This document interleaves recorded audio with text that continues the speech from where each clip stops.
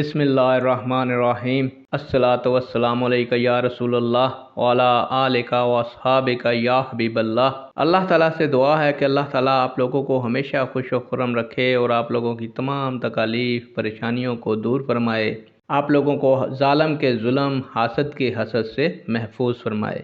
آج کی ویڈیو کا عنوان ہے کہ حضور صلی اللہ علیہ وآلہ وسلم کو نماز اور وضو کا طریقہ کس نے سکھایا؟ بڑھتے ہیں ویڈیو کی جانب۔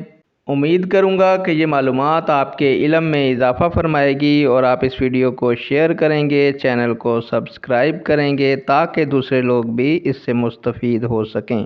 رسول اللہ صلی اللہ علیہ وآلہ وسلم کو نماز اور وضو کا طریقہ حضرت جبرائیل علیہ السلام نے سکھایا۔